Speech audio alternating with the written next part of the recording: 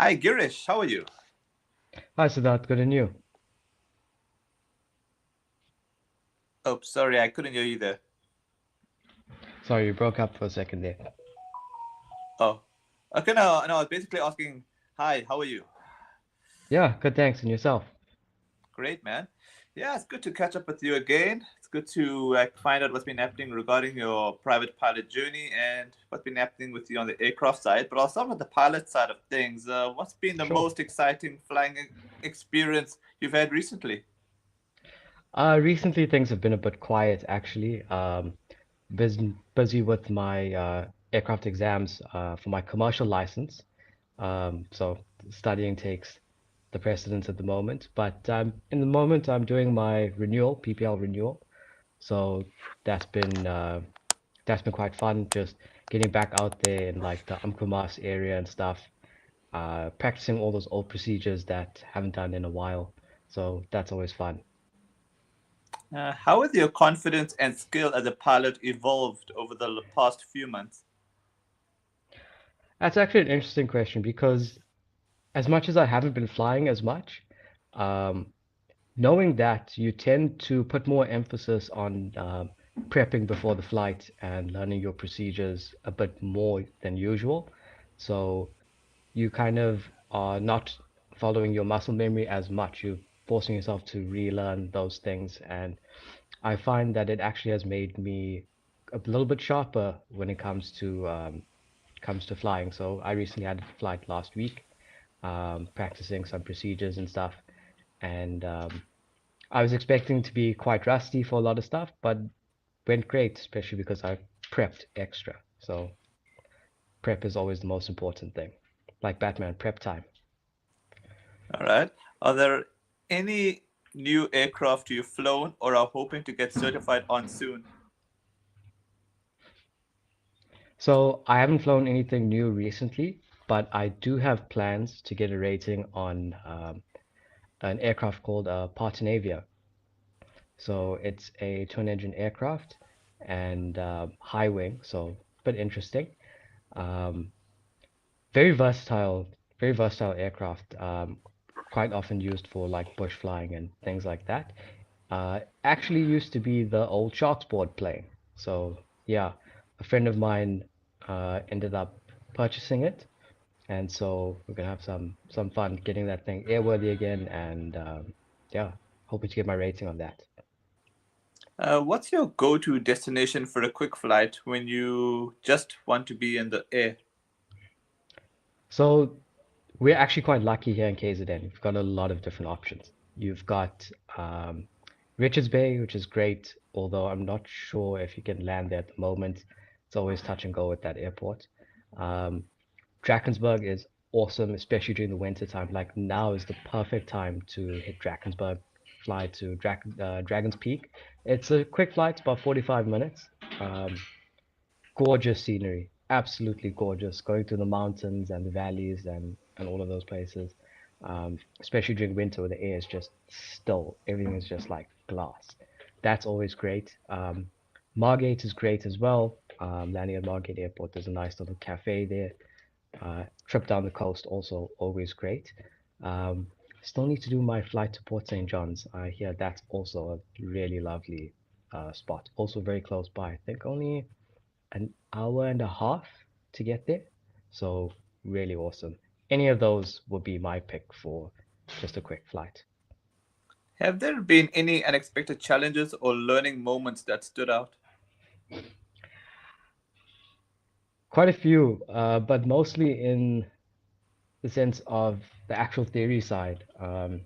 There's been some changes to some of the exams that CAA has made. Not so great. Some of the exams are now a little more tricky, some are not so much. But I would say the biggest challenge I've encountered is just the theory exams. The way that some of the questions are worded is not the best. So I find the only way to like really get through them is you got to get like a question bank service like Aeroversity, Pilot Exams, Exam Revolution. Exam Revolution has been great. I actually use their service as well. Um, so yeah, you got to use those, study hard, and just keep trying, keep hitting those exams. Okay, now getting to the aircraft sales and business side, how is the market looking right now for aircraft sales? Any noticeable trends or buyer behavior? Um, so still a bit fresh in the scene, but I'm noticing big time that it is a buyer's market. Um, we just fold to the whims of the buyers basically. But there's lots of aircraft available, lots of cool aircraft.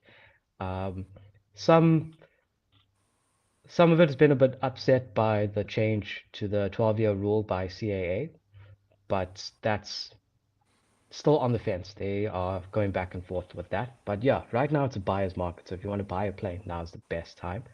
Um, yeah, I'd say that's the crux of it really. But Okay, it's good. okay. What kind of planes are clients most interested in lately? Luxury jets or trainers or turboprops? That's the thing. So it's like each of those different things are its own little industry. And when they need something, they need it and they need it right now. So um, there's always in each of those sectors, they're doing quite well. For example, when flight schools always need planes, and when they do, they need like three at a time, four at a time, kind of thing. So also very good. Luxury jets as well. Um, I'm noticing not so many people buying the older ones. A lot of people are going for quite new jets. You'd be amazed at the kind of money floating around. Um, it's quite crazy, and from some very interesting fields, people in very interesting career fields that are able to um, purchase these really crazy luxury jets. Turboprops as well being your bread and butter, really. Those are the most versatile planes, really. Um, Pilatus PC-12s, King Airs, always a market for that, used for private charter, and those markets are doing very well at the moment. Okay, have you come across any rare or standout aircraft recently that caught your attention? Uh, Not so much, eh?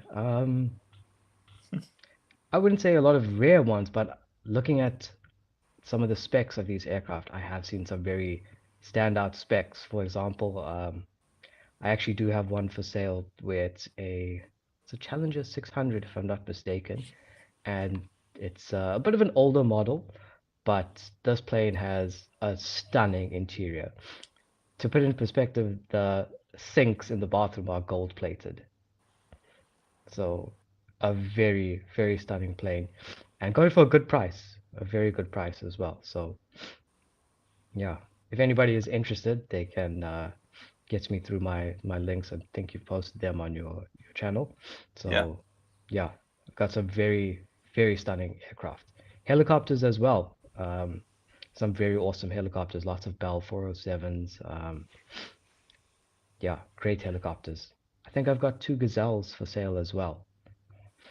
The Gazelles are very nice helicopters. I just saw one the other day at Virginia Airport. I was down there with my cousin when he's a aviation mechanic.